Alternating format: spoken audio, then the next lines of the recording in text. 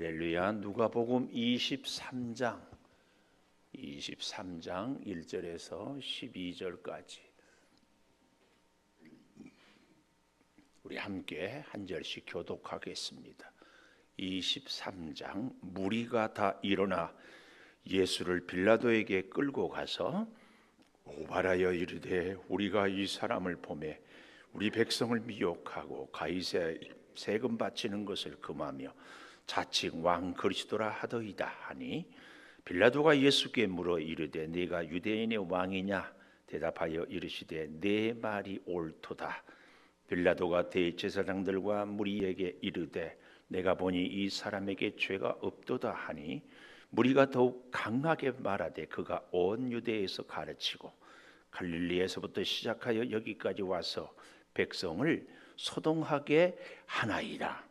빌라도가 듣고 그가 갈릴리 사람이냐 물어 헤롯의 관할에 속한 줄을 알고 헤롯에게 보내니, 그때 헤롯이 예루살렘에 있더라. 헤롯이 예수를 보고 매우 기뻐하니 이는 그의 소문을 들었으므로 보고자 한지 오래였고 또한 무엇이나 이적 행하심을 볼까 바랐던 연고로라. 여러 말로 물으나 아무 말도 대답하지 아니하시니 대제사장들과 서기관들이 서서 힘써 고발하더라. 헤롯이 그 군인들과 함께 예수를 업신 여기며 희롱하고 빛난 옷을 입혀 빌라도에게 도로 보내니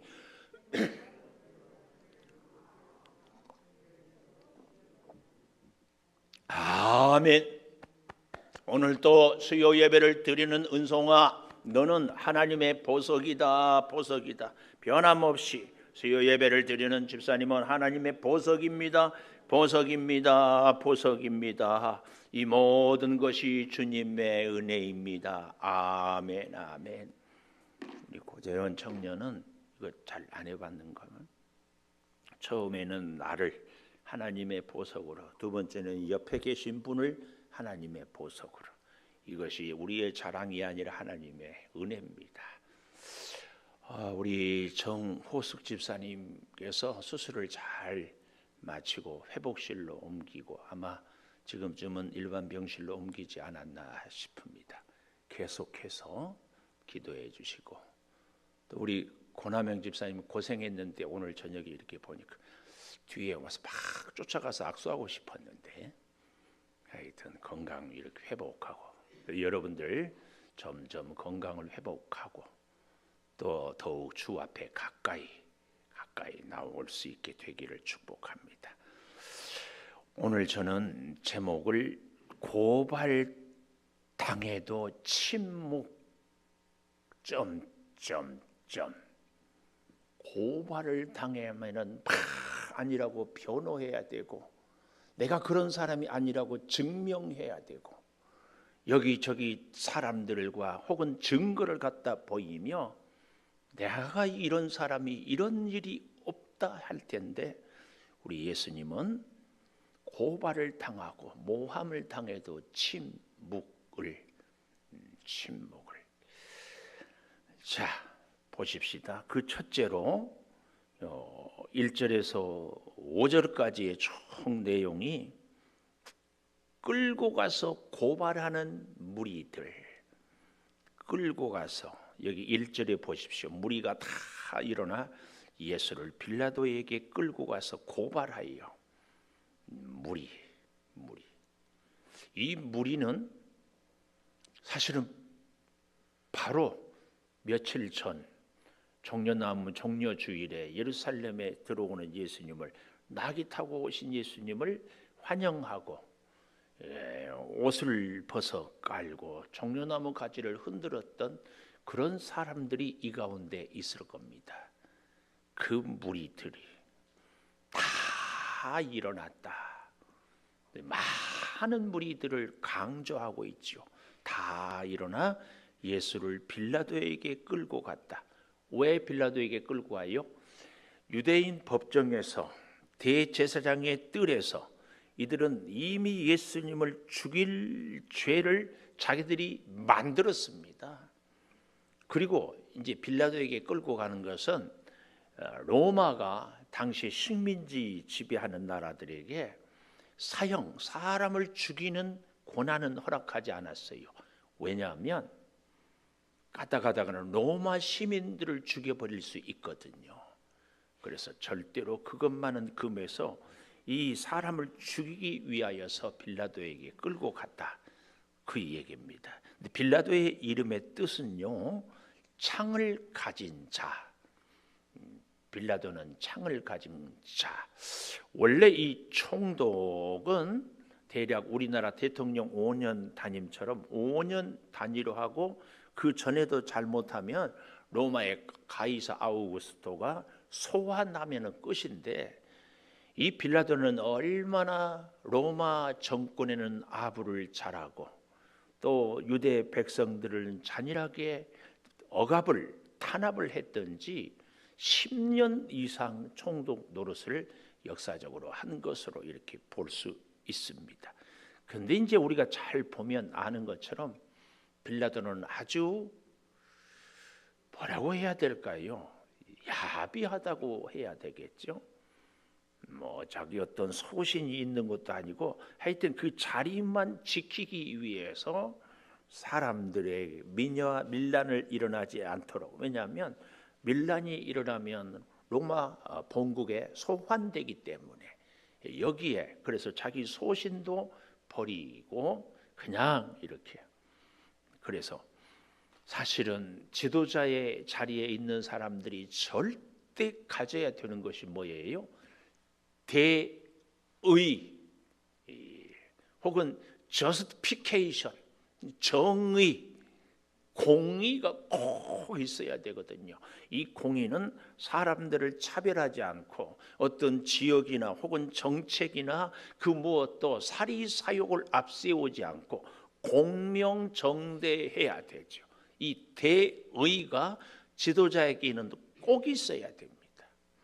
그런데 이 빌라도는 대의가 있는 것이 아니라 뭐가 있었어요? 대세를 따랐어요. 대세. 많은 사람들이 우하면 거기에 따라갔어요. 자기의 소신과 주관이 없는. 오늘날에도 우리 정치인들의 참 심각한 문제가 뭐냐? 여론에 따라서 정책을 결정하는 것입니다. 저나 여러분이나 다 지금 우리 대한민국의 고민, 공공의 고민이 뭔가 하면은 사실은 이 국민연금을 개혁을 해야 되거든요. 이걸 이 정치적인 어떤 것 때문에 못하는 거예요. 그렇게 되면은 우리 다음 자녀들이 이것은 다 바닥 날 수밖에 없는데, 지금 우리 이 시대가 우리가 양보를 해야 되는데 안 해요, 안 해. 이렇게 가면은 이건 참 문제가 심각한데 손을 잘 안 대려고 하고 있죠.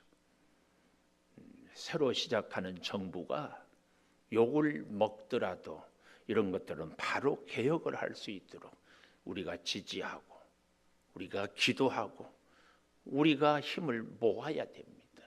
사실은 공무원 연금, 군인 연금, 우리 국민연금, 참 더더욱 우리 국민연금이 굉장히 조건이 좋지 않아요. 그래도 힘 있는 뭐 공무원, 군인 이쪽보다는 자꾸 국민연금, 우리 이런 것들을 위하여서 국가의 대의를 위하여서 기도해야 됩니다. 정말입니다.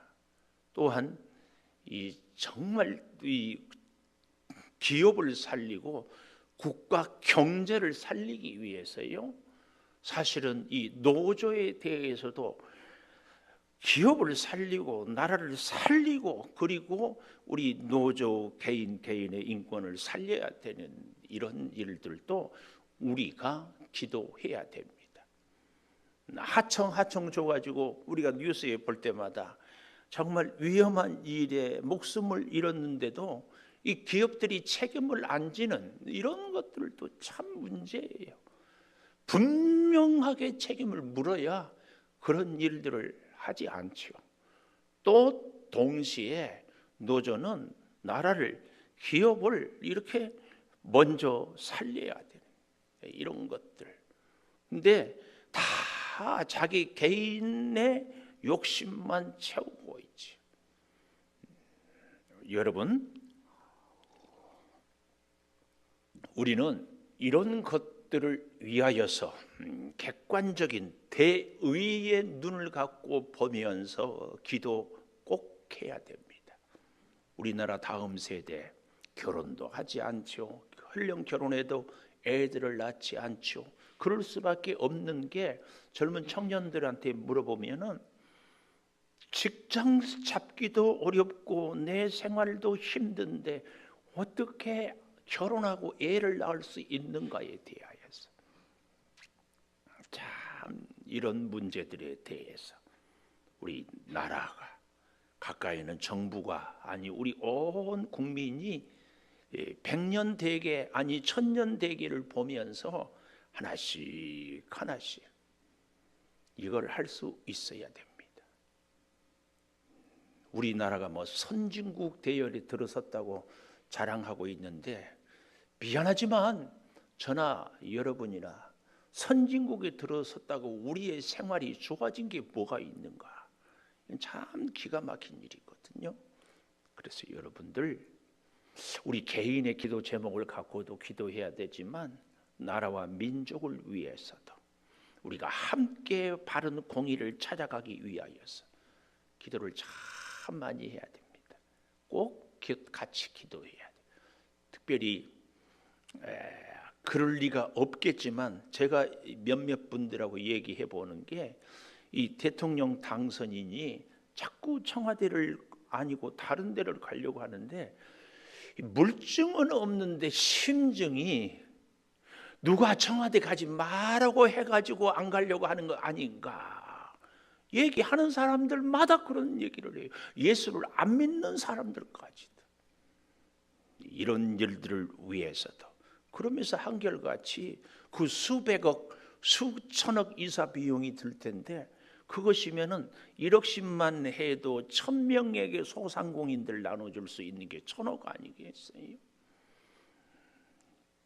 청와대를 옮기는 것보다 더 중요한 것이 민생을 살펴야 되는데, 이런 것들, 제가 정치적인 발언을 하는 것이 아니라 대세를 따르는 것이 아니라 대의를 따르는 우리의 지도자들, 또한 우리 한 사람 한 사람도 돼야 될 것을 제가 이 빌라도를 묵상하면서 같이 여러분과 기도 제목을 나누려고 해서 말씀을 드립니다.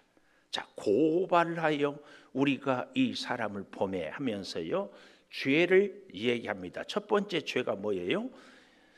우리 백성을 미혹하고, 백성을 미혹한다. 이 미혹이란 말은 잘못된 길로 인도한다.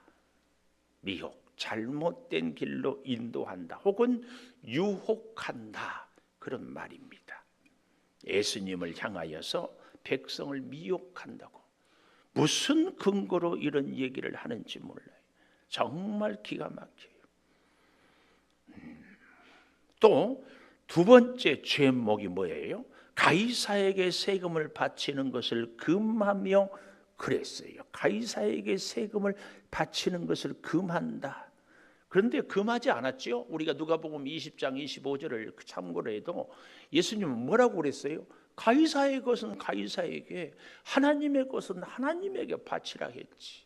근데 이 사람들은 가이사에게 세금 바치는 것을 금했다. 왜 그런 말을 해요? 사람들은요, 잘 기억하십시오. 대화를 하면은 다 나 듣고 싶은 대로 들어버려요. 이게 우리 대화의 치명적인 약점입니다. 내가 듣고 싶은 대로 들어요. 어떻게 듣고 싶어요? 나 유리할 대로, 내가 관심 있는 방법으로, 내가 원하는 쪽으로 다 들어요. 참 조심조심. 본인이 듣고 싶은 대로 들어서는 안 됩니다. 본인이 얘기해 놓고는 듣는 자가 말했다, 이런 실수, 제가 오늘 아침에도 그런 말씀을 드리지 않았어요? 절대 해서는 안 됩니다. 그리고 세 번째 죄목이 뭐예요? 자칭 왕 그리스도라. 예수님은 자기를 왕이라고 하지 않았어요. 특별히 이들이 말하는 것은 이 땅의 왕을 얘기하는데 결코 왜 이렇게 왕이라고 세금을 바치는 것을 금했다고 얘기를 할까요? 이유는 간단해요. 예수님을 죽여야 되는데 이 종교적인 법을 어긴 것으로는 당시의 로마 법이 사람을 죽일 수 없어요. 너희들의 신앙, 너희들의 종교의 문제는 너희들끼리 해결을 하되 사람을 죽이고 살릴 수는 없다, 그 얘기입니다. 그래서 이 무리들이 여기에는 틀림없이 서기관, 대사장들 또 장로들이 뒤에서 충동질을 하겠죠. 그래서 그들로 하여금 무슨 죄를 예수님에게 뒤집어 씌우게 합니까? 모든 국가, 모든 나라에서 가장 무거운 죄는요, 사람을 죽인 죄가 아닙니다. 도둑질한 죄도 아닙니다. 세금을 이렇게 안 내는 것도 아닙니다. 가장 무서운 죄는요, 우리나라도 마찬가지예요. 국가 반역죄 혹은 국가 전복죄, 가장 무섭습니다. 하나님 나라에서도요, 하나님을 부인하고 우리 하나님을 믿지 않는 사람은 하나님 나라에 들어올 수 없어요.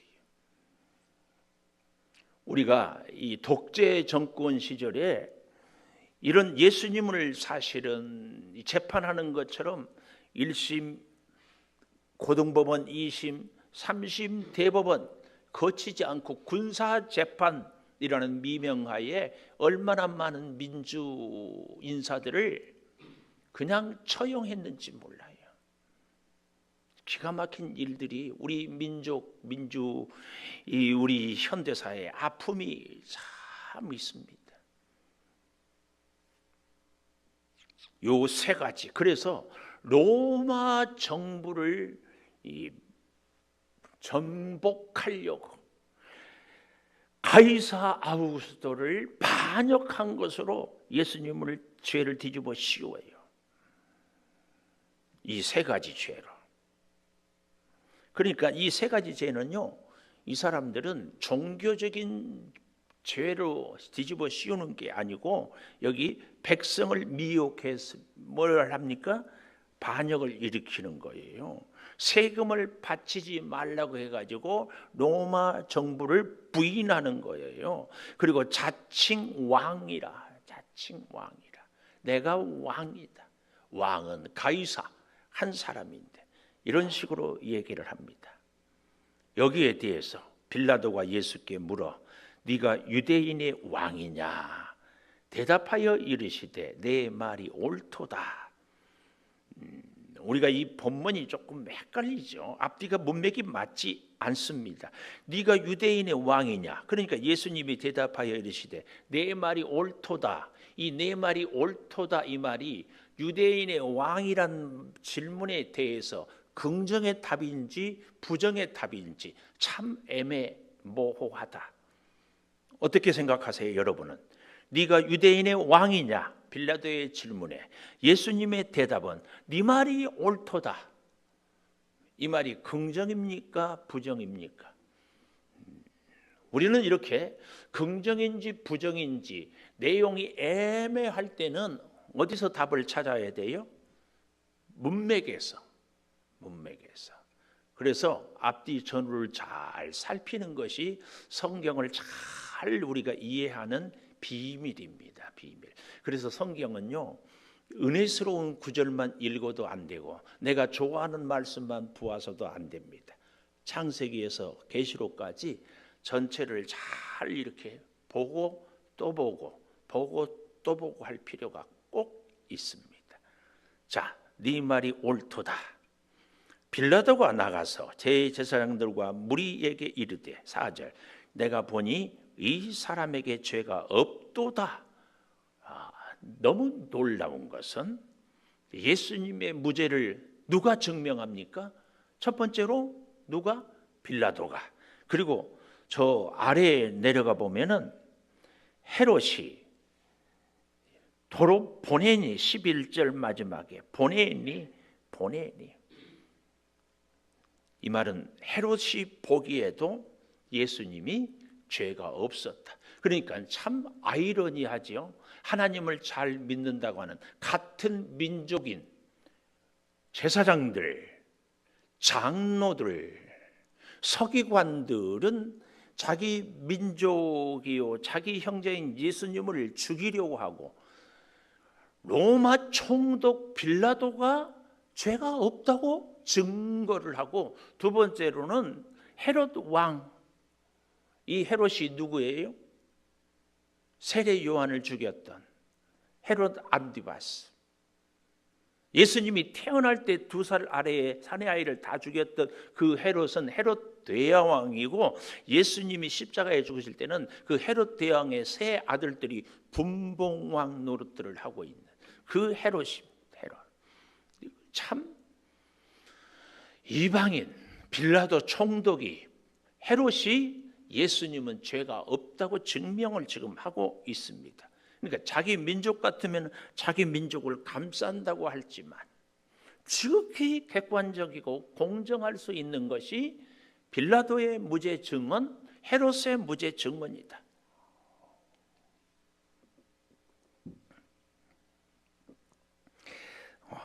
그래서요, 여기 네 말이 옳도다 이 말을 주석을 찾아보니까 이렇게 번역을 했으면 더 좋았을 뻔했어요. 주석은 이렇게 소개하고 있어요.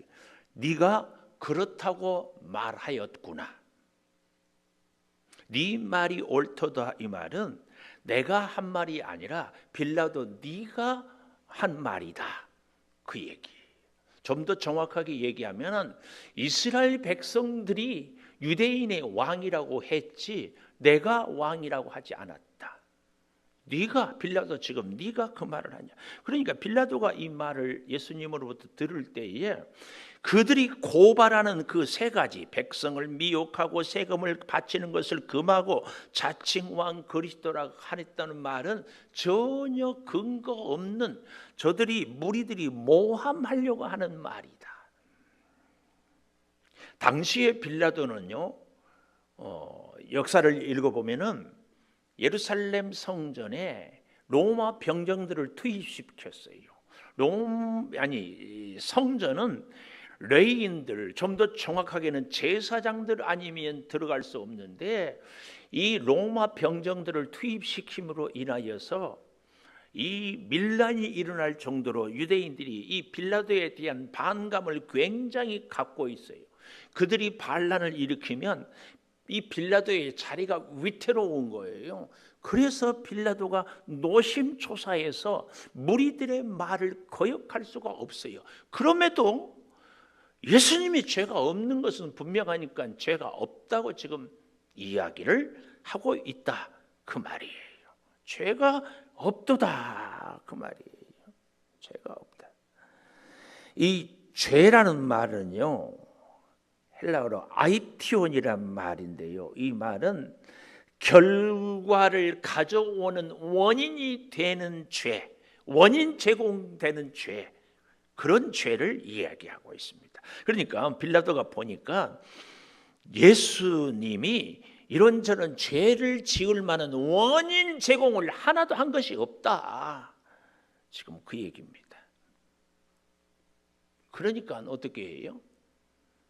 여기 5절에 무리가 더욱 강하게, 아까 1절에 무리가 고발했잖아요. 다 여기 5절은 무리가 더욱 더 강하게, 아주 이 밀란이 일어날 정도로 그가 온 유대에서 가르치고 갈릴리에서부터 시작하고 여기까지 와서 백성을 소동하게 하나이다.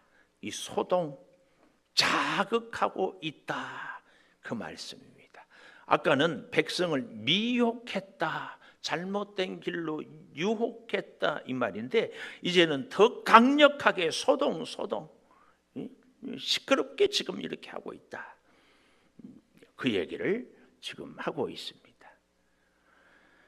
우리가 이렇게까지 오기까지 3절에 있는 예수께 물어 이르되 할 때에 우리 누가복음은 많이 생략, 그러니까 어떤 부분은 굉장히 자세하게 표현하고 어떤 부분은 생략을 하고 있는데요.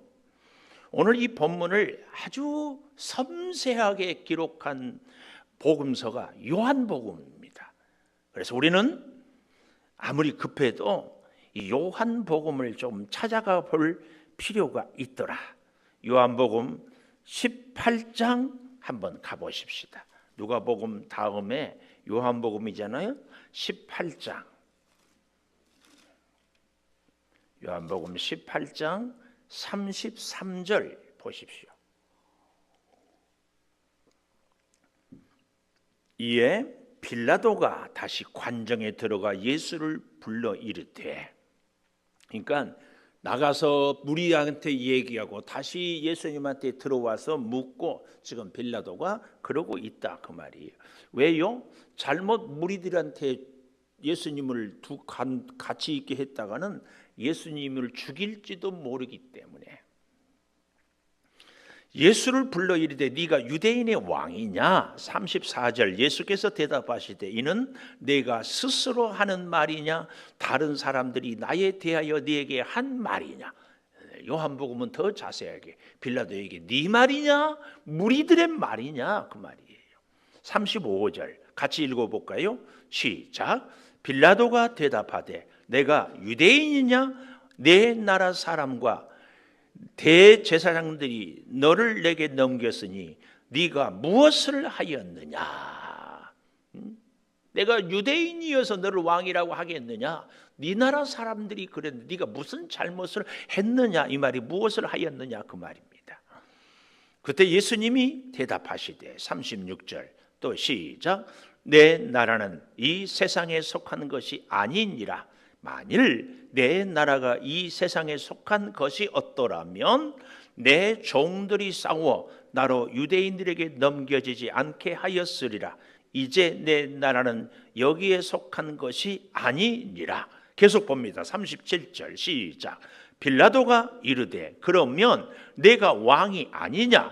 예수께서 대답하시되 내 말과 같이 내가 왕이니라. 내가 이를 위하여 태어났으며 이를 위하여 세상에 왔나니 곧 진리에 대하여 증언하려 함이로라. 무릇 진리에 속한 자는 내 음성을 듣느니라 하신대. 38절 빌라도가 이르되 진리가 무엇이냐 무엇이냐 이렇게 쭉 이 얘기를 하고 있습니다. 네 말과 같이 내가 왕이니라. 그런데 아주 중요한 단서를 36절에 내 나라는 이 세상에 속한 것이 아니다. 만일 내 나라가 이 세상에 속한 것이 어떠라면 내 종들이 싸워 나로 유대인들에게 넘겨지지 않게 하였으리라. 여기서 빌라도는 이 예수란 사람이 우리 예수님이 밀란을 일으키거나 로마에 반역하거나 하는 사람이 아닌 종교적인 신앙의 관점으로 얘기하고 있구나. 이것을 다 아는 거지요. 그래서 죄를 찾을 수 없다고 아까 우리 누가복음에서 이야기를 하고 있습니다. 그리고 37절 하반절에 세상 이를 위하여 세상에 왔나니 곧 진리에 대하여 증언하려 함이로라. 진리는 곧 우리 주 예수님을 이야기하지요. 예수님에 대하여 증언하려 진리에 속한 자는 내 음성을 듣느니라. 주님께 속한 자는 하나님 예수님의 음성. 예수님이 누구라고 그랬어요? 요한복음 14장에 내가 곧 길이요 진리요 생명이니 그랬잖아요. 그래서 그들은 내 음성을 듣는. 빌라도가 이르되 진리가 무엇이냐? 아마 여기에 대해서는 이 얘기를 하지 않고요. 그 다음 자 보십시오. 38절 이 말을 하고 다시 유대인들에게 나가서 이르되 나는 그에게서 아무 죄도 찾지 못하였노라. 왜요? 예수님은 이 땅에 로마 정부나 이 땅의 어떤 권력이나 이 땅의 어떤 반역이나 이런 데 관심이 있는 것이 아닌 것을 알았거든요. 단순히 신앙적인 문제, 영적인 것을 이야기하는. 그래서 39절, 6월절이면 한 사람을 놓아주는 전례가 있으니 그러면 너희는 내가 유대인의 왕을 너희에게 놓아주기를 원하느냐? 그들이 또 소리질러 이르되 이 사람이 아니라 바라바라 하니 바라바는 강도였더라. 우리는 여기 이 강도를 물건을 훔치고 사람을 죽이는 이런 강도가 아니고 당시에는 열심당원 혹은 독립운동가. 그래서 아까도 제가 그런 말씀을 드렸죠. 가장 국가에서 무서운 죄는 국가 반역죄. 그래서 이 바라바는 히브리어나 헬라어에서 바라는 말은 누구누구의 아들, 그래 라바의 아들 그 말입니다. 이 바라바는 독립운동가였다 그 말이에요. 그러니까 자기 백성들은 로마에 항거한 바라바를 놓아주고 그래야 자기들의 정치적인 어떤 꿈을 꿀 수 있지 않겠습니까? 이 예수님은 죽여라 그 얘기입니다. 그 얘기. 우리가 이 본문을 보면서 이해를 좀 하고 다시 누가복음 23장으로 이렇게 와 보면 4절에 죄가 없도다 그랬더니 5절에 백성을 소동하게 한나이다. 그래서 빌라도가 이 사람을 아니 우리 예수님을 재판을 할 수도 없고 애써 그렇다고 해가지고 뭐 방법이 없는데 저들이 하는 말을 듣고 돌파구를 찾았어요. 그게 뭐예요? 6절에 빌라도가 듣고 그가 갈릴리 사람이냐 물어. 그래서 저는 오늘 제목을 고발당해도 침묵 그 첫째로 끌고 가서 고발하는 무리들, 두 번째로 오늘 여기 7절 이하에서 12절까지 책임을 회피하는 지도자들, 책임을 회피하는 지도자들. 자, 보십시오. 헤롯이 이 가날에 속한 줄을 알고 헤롯에게 보내요. 갈릴리 사람이. 원래 재판은요, 여러분, 우리나라에서 죄를 범한 외국 사람이 있으면 그 본국으로 보내지 않고 우리나라에서 재판을 해서 벌을 줘야 맞아요. 이제 그런 면에서 우리가 참 가슴 아픈 것이 미국 군인들이 죄를 범하면 우리나라 법원에서 벌을 받고 죄를 범하는데 미국으로 자꾸 보내는 이런 것들이 한미 군사 협정에 있어서 하긴 하는데 이런 것들은 참 저는 개인적으로 자존심이 상해요. 동남아 다른 국가의 사람들이 죄를 범하면 그 나라 보냅니까? 아니거든요. 물론 미군이 우리나라에 주둔하면서 우리나라 안보를 국방을 도와주니까 그것은 참 고맙다고 얘기하지만 그래도 이제 그런 협정들은 아니 우리나라에서 잘못하면 어떻게 해요? 우리나라 벌의 기준에 따라서 받아야지. 앞으로 우리가 이런 것들도 기도할 제목들이에요. 마찬가지로요. 여기 7절에 죄를 범했으면 그 지역 관할에서 벌을 받아야 되는데 여기 헤롯이 다스리는 지방이 어디라고 해요? 갈릴리. 그러니까 빌라도가 책임을 회피하기 위해서 헤롯에게 보내버려요. 그랬더니 8절 헤롯이 예수를 보고 매우 기뻐했어요. 이 말은 자기 스스로가 기뻐했다. 자기를 위해서 기뻐했다. 왜냐하면 그 소문을 들었어요. 세례 요한이 살아났다고 하는 소문 때문에 헤롯이 굉장히 걱정, 긴장 했다는 것도 우리가 알 수 있잖아요. 하여튼 그래서 보고자 한지 오래였다. 이 말은 오래 전부터 이 예수를 좀 보고 싶어 했다. 그런데 드디어 보게 되었습니다. 또한 두 번째 기뻐했던 것이 뭐예요? 이적을 행하심을 볼까 봐라. 헤롯 앞에서 예수님이 뭔가 재주를 부려주면은 그것이 마치 헤롯 자기의 영광을 드러낼 것처럼 생각하기 때문에. 그런데 예수님이 노 코멘트 9절 참 재밌죠. 그래도 빌라도한테는 묻는 말에 대답도 했지만 헤롯 앞에서는 노 코멘트, 아무 말도 대답하지 아니하시니. 하나님의 침묵, 예수님의 침묵. 아무 말도 대답하지 않아요. 그런데 대제사장들과 서기관들은 서서 힘써 고발하더라. 여기 서서 있었다 그 말은 처음부터 지금까지 계속 서 있었다 그 말이에요. 그리고 온갖 방법을 다해서 힘써 고발. 아까 저 2절에서 무리들이 고발했다고 그러잖아요. 여기 헤롯 앞에는 대제사장들과 서기관들이 고발하고 있어요. 다 고발하죠. 그런데 아무 말을 하지 않으니까 헤롯이, 아까 빌라도는 그래도 예수님을 보호하려고 했는데 헤롯이 자기의 기대가 무너지니까 군인들과 함께 예수를 업신여기며 희롱하고 빛난 옷을 입혀 빌라도에게 도로 보내요. 여기 빛난 옷은 은실로 짠 망토 같은 옷이에요. 이게 바로 유대인의 왕 예수라는 그런 상징, 조롱하는 거지요, 조롱. 그래서 도로 보내니 7절에서 헤롯에게 보냈다. 여기서는 다시 빌라도에게 보냈다. 서로 자기들을 책임 회피하려고, 예수님이 죄 없음을 알고도 서로 떠넘기고 있는 것을 볼 수 있습니다. 그런데 12절은 너무 우리에게 참 보지요. 헤롯과 빌라도가 전에는, 지금까지는 그 말이에요. 원수였으나 당일에는 서로 친구가 되니라. 왜 서로 친구가 됐을까요?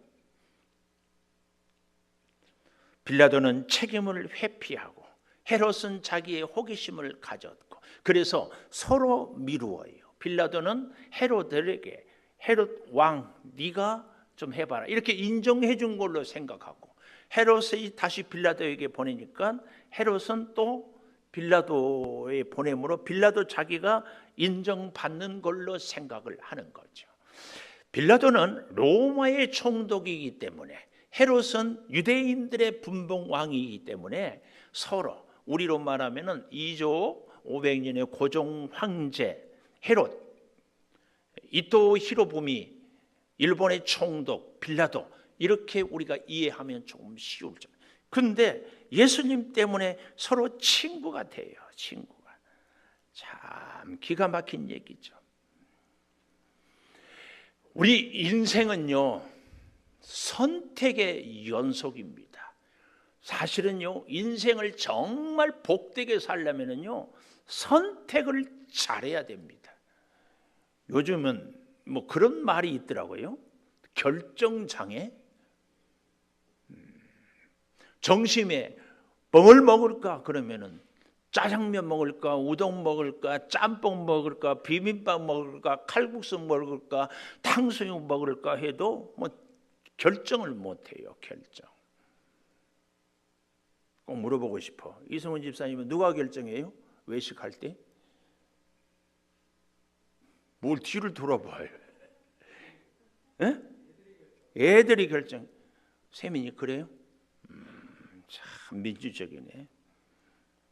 결정을 못해요. 결정을 잘하십시오. 선택을 잘하십시오. 순간의 선택이 영원을 결정해요. 옛날에 금성 냉장고 순간의 선택이 10년을 좌우한다고 그래요. 우리는 결정을, 배우자도 결정을 잘해야 되고, 우리의 진로도 결정을 잘해야 되고, 사람을 만남에도 결정을 잘해야 되고, 직장을 선택할 때도 결정을 잘해야 돼. 이런 일들은 중요하고 사사로운 거, 시시한 것 같은데 밥 한 끼 먹는 것도 결정을 자꾸 내가 못해. 빌라도도 헤롯도 결정을 못하고 서로 미루고 있어요. 여러분을 말씀을 맞추면서 축복합니다. 여러분 그거 아세요? 러시아 정교회라는 러시아의 그 밑바탕에는 기독교, 우크라이나도 기독교, 그런데 전쟁을 하고 있어요. 독일이 기독교 국가인데 1차, 2차 세계대전을 일으키는 세계전쟁의 원흉이에요. 왜 그랬어요? 너무나 기가 막혀. 독일에 있는 교회들이 히틀러나 독재자들 앞에서 선택을, 결정을 안 했어요.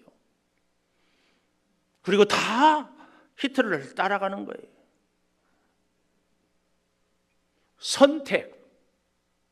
하나님이 우리에게 주신 굉장히 좋은 선물이 자유의지입니다. 이 자유의지를 왜 하나님이 주신 줄 아십니까? 하나님이 우리를 사랑하는 것처럼 우리가 하나님을 사랑하기를 기대하는 마음으로. 얼마든지 다른 선택을 할 수 있는데 이 세상을 선택하지 않고 사람을 선택하지 않고 내 욕심을 선택하지 않고 하나님을 선택하는 거예요. 그 사랑이 감격스러운 거죠. 마치 우리 주님이 얼마든지 우리를 위해서 십자가의 길을 선택하지 않을 수 있어도 선택했어요. 누가 강압하지 않은데 자원해서. 하나님이 우리 사람들에게, 하나님의 형상대로 지음받은 사람들에게 자유의지를 주신 것은 바로 우리의 진정한 사랑을 기대하기 때문에, 그래서 그 자유의지로 우리는 선택을 하고 우리는 결정을 해야 됩니다. 그래서 여러분, 우리의 최고의 선택, 최고의 결정, 최고의 자유의지는 딱 하나예요. 나한테 이로운 것, 내 유익, 내 만족이 아니고 딱 하나. 뭐예요? 오늘 설교의 문맥상 뭘 지금 얘기하려고 해요? 우리의 선택의 절대 기준은 뭐예요? 너무하네. 뭐예요? 하나님 사랑하라고.